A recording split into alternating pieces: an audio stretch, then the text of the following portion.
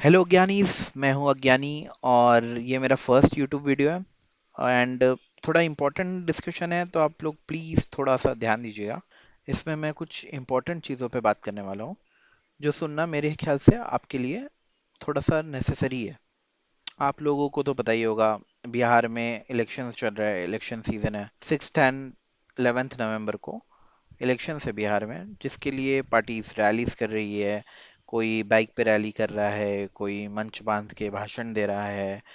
सब लोग अपना अपना लगे हुए हैं। कोई पार्टीज के बीच में अलायंसेस डिसाइड हो रहे हैं, कहीं पे सीट शेयरिंग के लिए लड़ाई हो रही है।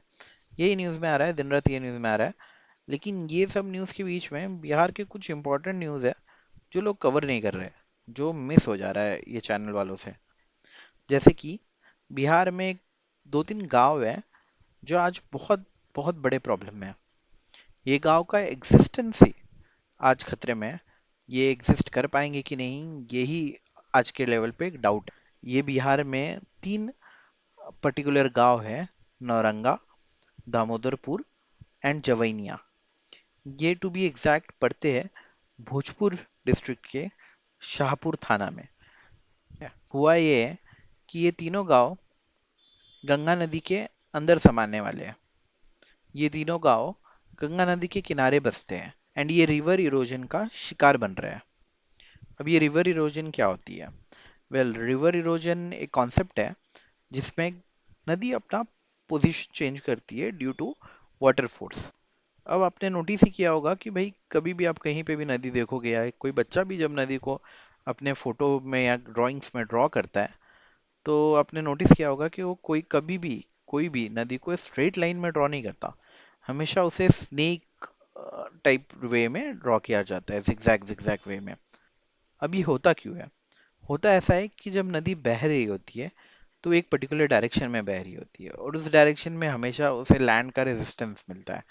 वो जब नदी लैंड में टकराती है तो उस रेजिस्टेंस के कारण वो अपना फ्लो चेंज कर देती है एंड वो मुड़ के दूसरे तरफ टकराती है एंड फिर वो फ्लो वापस चेंज कर देती है और फिर वो तीसरे साइड में टकराती है। और ऐसे ही कंटिन्यूअसली होते रहता है। हर बार नदी इधर से उधर टकराती रहती है। अब हर बार जब नदी का ये फ्लो चलते रहता है, तो इसमें होता क्या है, जब भी वो नदी का फोर्स, वाटर फोर्स, एक पर्टिकुलर पॉइंट पे पड़ रहा होता है, तो होता क्या है कि उसके कारण वहाँ का लैंड डैमेज होता है। वहाँ के लैंड का मटेरियल, जो मिट्टी है, सॉइल है, वो नदी में मिलने लगता है। नीचे वाला पार्ट नदी में मिलने के कारण ऊपर वाला पार्ट भी नीचे ही नदी में गिर जाता है, और इसके कारण नदी का डायरेक्शन फिर से चेंज होता है। एंगल वाटर का फिर से चेंज होता है, और जिसके कारण अब दूसरे एरिया पे इम्पैक्ट पड़ता है और नदी का पूरा पोजीशनिंग ही चेंज हो जाता है। जो नदी आज कहीं और बह रही थी, वो उसके साइड वाले एरिया में अलग जिगजैग वे में बहने लगती है। और ये कंटिन्यूअस प्रोसेस है, ये सालों साल होते रहता है, हंड्रेड्स ऑफ ईयर्स तक होता है। बट इसे रोका भी जा सकता है, ऐसा नहीं है कि ये रोका ही नहीं जा सकता। इसे बहुत सारे देशों में या बहुत सारे इंडिया के ही स्टेट्स में रोका गया है, क्योंकि भाई वही नदी के किनारे बस्तियां है, वही नदी के किनारे गांव है, जो अगर नदी ने डायरेक्शन चेंज किया तो गांव भी उसके चपेट में आ जाएंगे। अब यहाँ पे इस पर्टिकुलर लोकेशन में, जो ये बिहार और यूपी का बॉर्डर इलाका है, ये बिहार में तीन पर्टिकुलर गांव है: नौरंगा, दामोदरपुर एंड जवैनिया। ये एरिया में ये इशू बहुत ज़्यादा है, इसलिए क्योंकि यहाँ पे जो सॉइल है वो बहुत ज़्यादा सैंडी सॉइल है, जिसके कारण जब करंट का हिट उस पे पड़ता है तो वो बहुत इजीली ब्रेक होके नदी में मिल जाती है, और डायरेक्शन इसके लिए बहुत तेजी से चेंज होता है। इसे रोकने के अब बेस्ट तरीका है, आप वहाँ पे सर्कुलर सिलेंड्रिकल शेप में, जैसे आप एक वेल में, कुएं में बनाते हैं जो स्ट्रक्चर होता है, वैसा ही स्ट्रक्चर नदी के किनारे बनाए। कुछ कुछ मीटर्स पे, कुछ कुछ दूरी पे ऐसे सर्कुलर्स बनाते रहे। उससे क्या होगा, जब वेव आके उस सर्कुलर स्ट्रक्चर पे हिट करेगी तो वेव ब्रेक हो जाएगी, ब्रेक होके डिस्पर्स हो जाएगी, जिसके कारण लैंड मास पे इफेक्ट नहीं पड़ेगा और लैंड मास टूट के गिरेगा नहीं, जिसके कारण आपका नदी का डायरेक्शन ही चेंज नहीं होगा। अगर आप इसे लंबे एरिया के लिए ऐसे बांध दे, तो उसके बाद डायरेक्शन चेंज होना एकदम बंद हो जाएगा और नदी एक स्ट्रेट वे में फ्लो करने लगेगी। मतलब वो उसका जो पुराना जिगजैग या स्नेकी वे होगा, उसी पे कंटिन्यू करेगी। अब वो बार बार अपना डायरेक्शन चेंज नहीं करेगी। बट ये डिसीजन किसी ने लिया ही नहीं, ऐसा किसी ने बनाया ही नहीं। ये एरिया में ये ऐसे ही जमीन नदी में के चपेट में आई जा रही है, लोगों के खेत, लोगों के घर नदी में, गंगा नदी के अंदर समाये जा रहे हैं, आज से नहीं, लगभग 2-3 सालों से। धीरे धीरे पहले नदी खेतों की तरफ आई, गांव गंगा नदी से थोड़े दूर थे ताकि बाढ़ का पानी गांव तक ना आ पाए, इसलिए वो गांव तक नहीं आ पाई थी, लेकिन धीरे धीरे ये खेतों को धीरे धीरे अपने अंदर ले रही थी।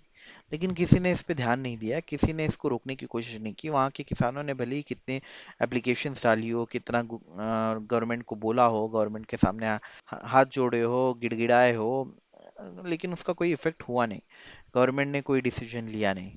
जिसके कारण हाल अब ये है कि यहाँ पे एक्चुअली अराउंड 350 फैमिलीज अपना घर खो चुकी है।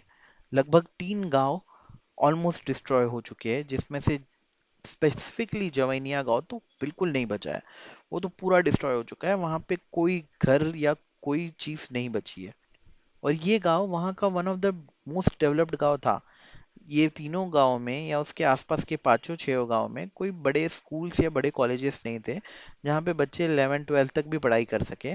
बट इस गांव में एक 11th 12th तक का स्कूल था, जवेनिया स्कूल। और ये वीडियो में उसी स्कूल का आपको दिखा रहा हूँ। यहाँ पे आप देख सकते हैं कि यहाँ पे पूरा पानी अंदर घुस चुका है। यहाँ पे लोग ऊपर खड़े हैं, पानी एकदम अंदर घुस चुका है, चारों तरफ पानी ही पानी है।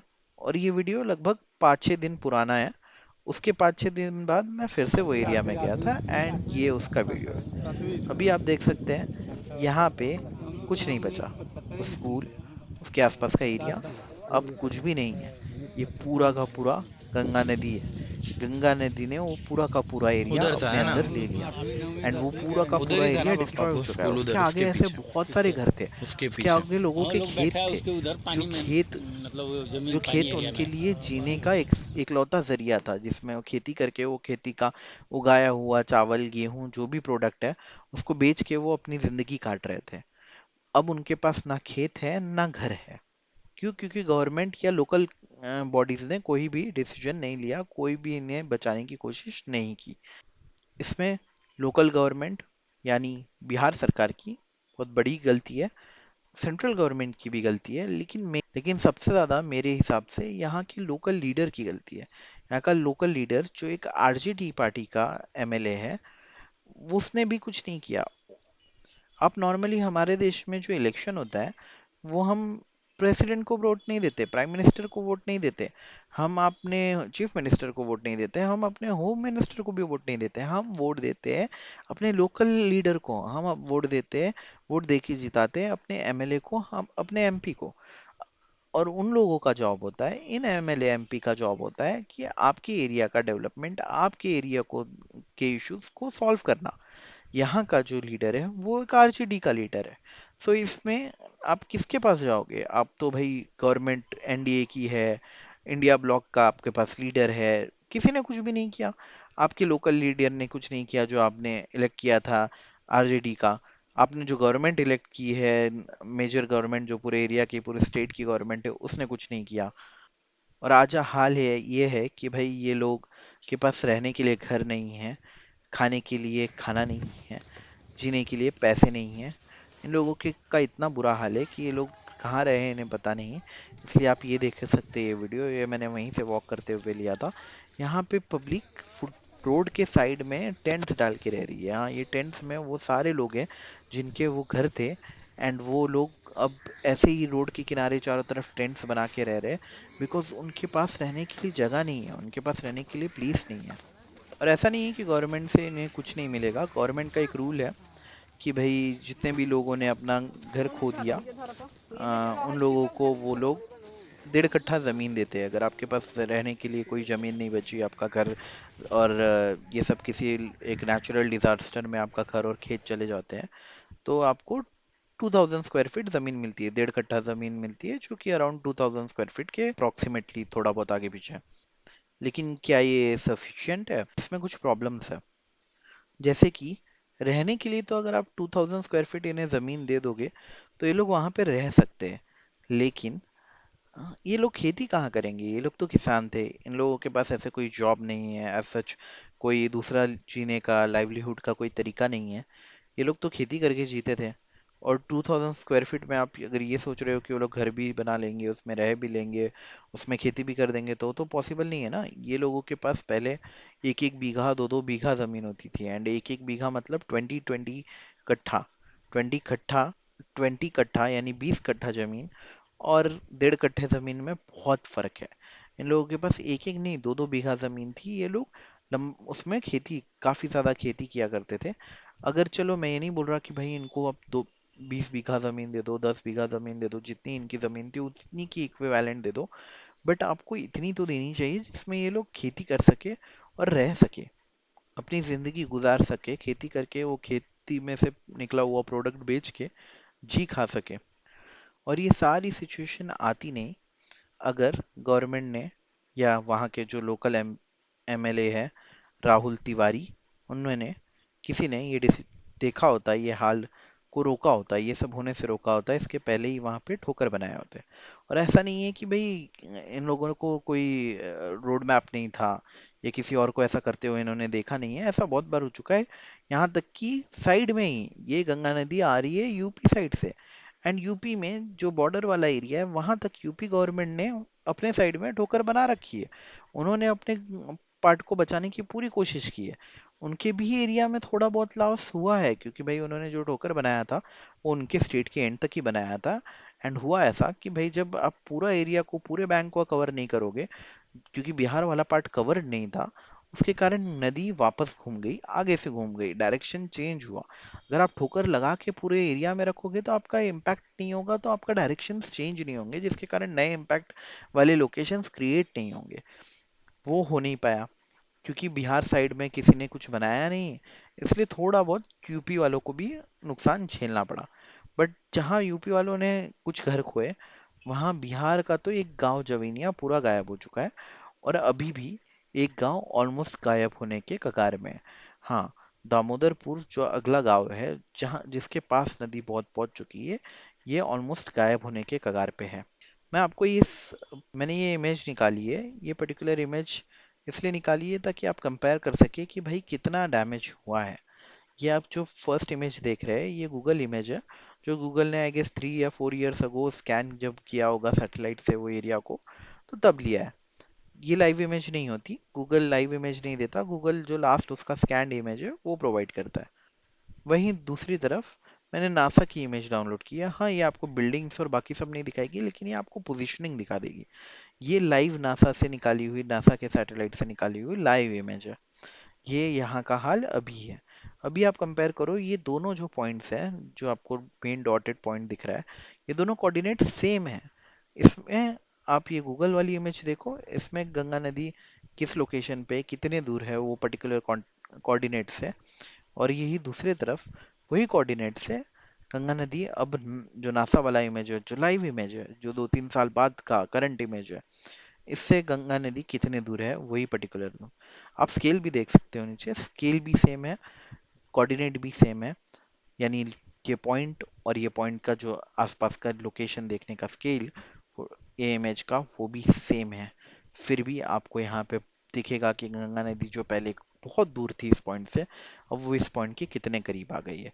और ये पॉइंट मैंने दामोदरपुर गांव से लिया है। तो सोचिए कि दामोदरपुर गांव भी ऑलमोस्ट कगार पे है इसमें बहने के, और इधर 500 और फैमिलीज रहती है। 500 more families are on risk of losing their houses.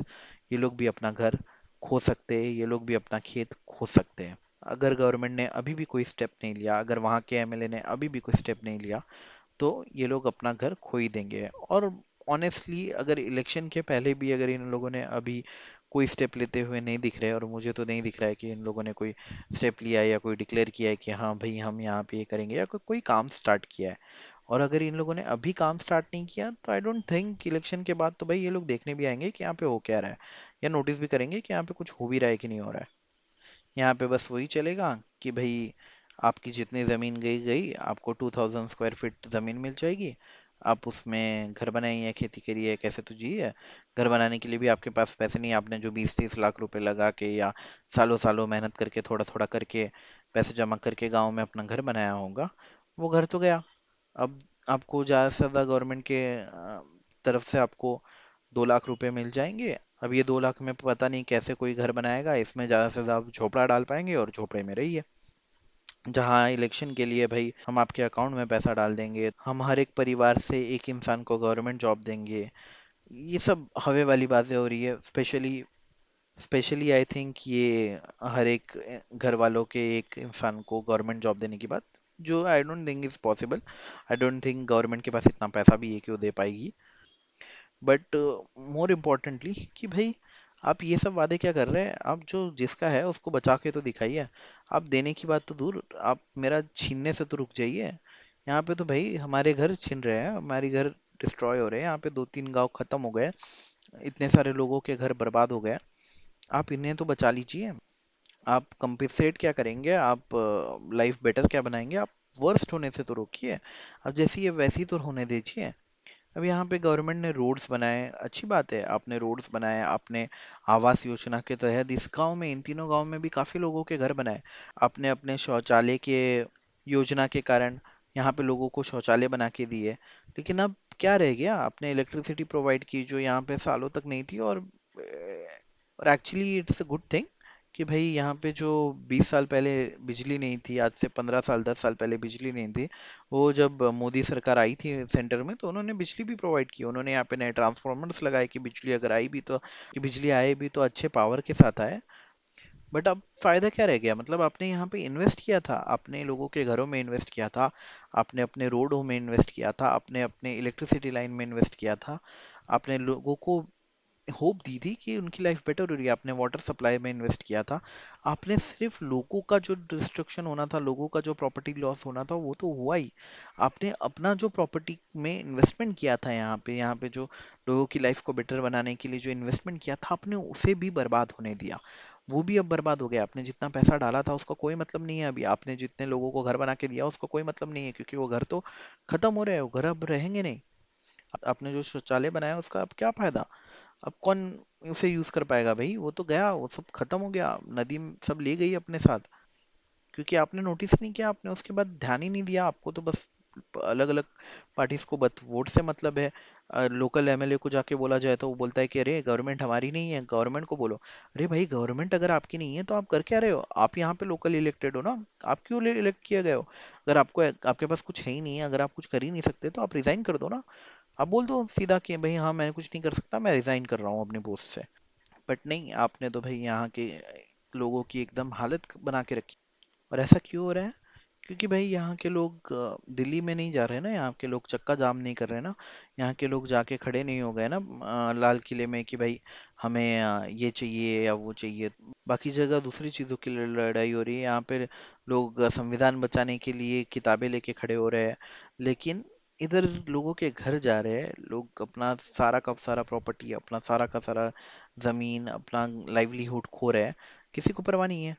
लोग एक तरफ पढ़ाई पे इतना फोकस दिया जा रहा है, एजुकेशन सिस्टम को बढ़ाने की बात हो रही है, वही दूसरी तरफ जो यहाँ का लोकल स्कूल था जिसमें काफी सारे बच्चे पढ़ते थे, वो सब बह गया। अब वो बच्चों को, अगर उनका घर बच भी गया होगा या उनका घर यहाँ से दूर होगा, दामोदरपुर में होगा, जो आज नहीं कल जाएगा, वैसे तो उसका भी यही है, एंड ऑफ द डे उसका गंगा नदी में ही उसको भी मिल जाना है, क्योंकि भाई लगता नहीं कि गवर्नमेंट यहाँ पे कुछ करेगी, तो वो भी गंगा नदी में ही मिलेगा। बट जो अभी जो है वहाँ के बच्चे, वो लोग अब कहाँ जाएंगे स्कूल के लिए भाई, वो लोग तो यहीं पे आते थे जवेनिया में, यही स्कूल था जो भाई आपको 11 12 तक पढ़ाई देता था। यहाँ पे 6th के बच्चे, 8th के बच्चे, 10th के बच्चे जो आते थे, वो अब कहाँ जाएंगे। अगर उन्हें अब स्कूल चेंज करना पड़ेगा तो भाई उनको डिस्टेंस कितना ट्रैवल करना पड़ेगा। स्कूल चेंज करना इतना इजी भी नहीं होगा भाई, आपको एडमिशन लेना पड़ेगा। वो जो दूसरे स्कूल में जाएंगे वहाँ पे क्या सीट्स है इतने कि भाई वो लोग नए बच्चों को अकोमोडेट कर पाए, इतने सीट्स हैं उनके पास, इतने टीचर्स कैपेबल है कि भाई इतने सारे बच्चों को पढ़ा पाए। अपने तो यहाँ पे जो इतना बड़ा जोमिनिया का इतना इंपॉर्टेंट स्कूल था, इतना बड़ा स्कूल था जो मैंने अभी वीडियो में दिखाया भी था, वो तो गया अब। तो अब ये बच्चे कहाँ जाएंगे, पढ़ाई कहाँ करेंगे, इनका क्या।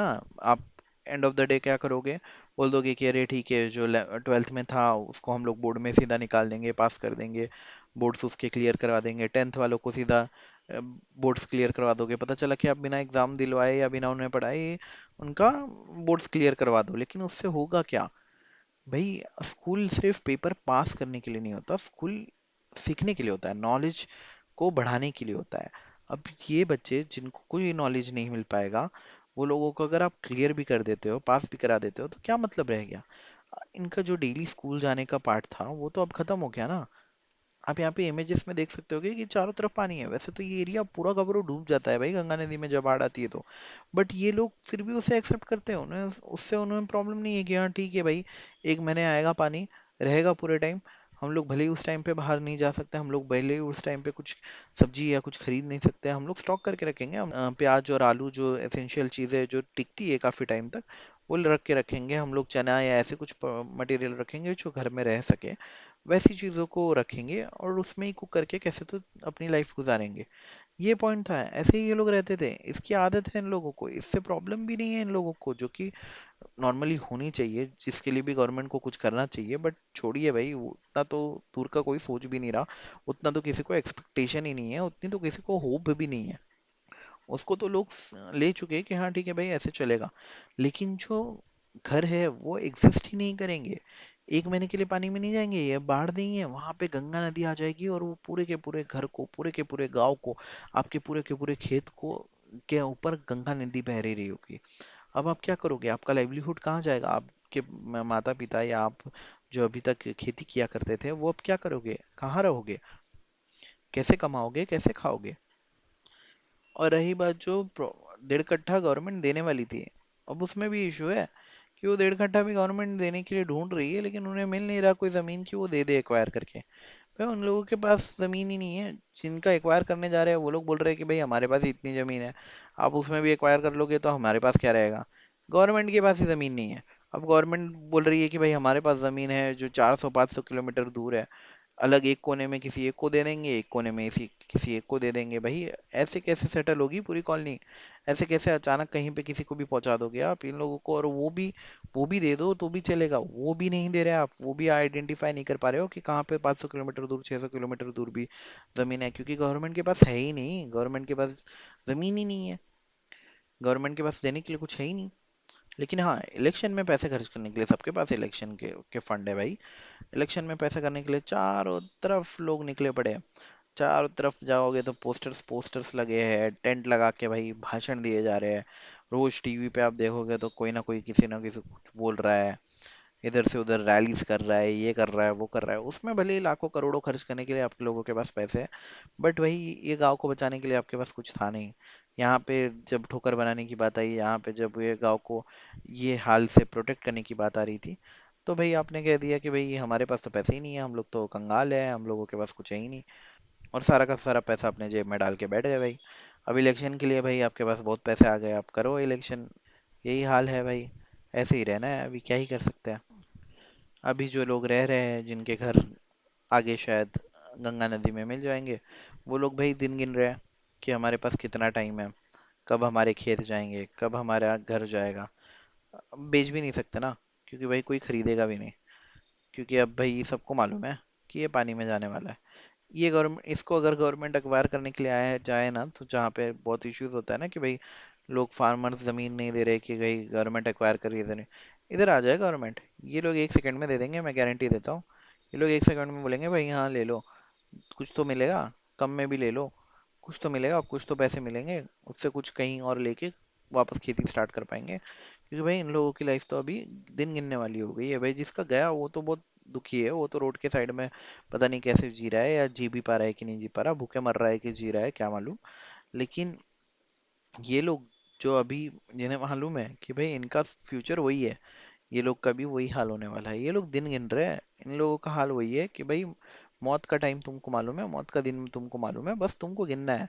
तुम कुछ कर नहीं सकते हो रोकने के लिए उसे, बस चुपचाप गिनना है डेज कि भाई ये टाइम पे हमारा खेल खत्म हो जाएगा। अब क्या ही बात की जाए इस पे। अब तो यार मूड खराब हो रहा है मेरा। ठीक है, इतने पे खत्म करते हैं।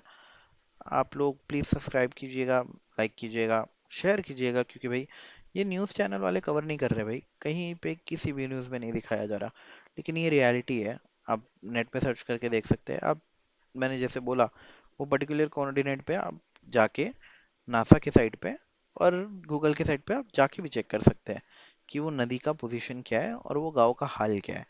और अगर कोई आसपास वहाँ पे रहता है, आरा डिस्ट्रिक्ट में रहता है या आसपास की किसी लोकेशन पे रहता है, तो मेरे ख्याल से तो उसे मालूम ही होगा कि वहाँ पे वो क्या रहा है। फिर भी वो भी जाके देख सकता है, वो तो वो सारा डिस्ट्रक्शन का नज़ारा आंखों से देख सकता है। और अगर कोई गलती से न्यूज़ चैनल वाले को ये दिख रहा होगा ये वीडियो, तो वो भी जाके भाई कवर कर लो, थोड़ा सा फैला दो ये बात। इलेक्शन का टाइम है, अगर आप टीवी पे भी दिखा दोगे तो भी लोग देख लेंगे भाई, इसको भी देख लेंगे। जैसे आपका वो बाकी का मसालेदार खबर होता है ना, उसमें ये भी कम मसालेदार नहीं है भाई, इसको दिखा दोगे ढंग से तो ये भी लोग देख लेंगे। दिखाई दो, कवर कर ही लो प्लीज़।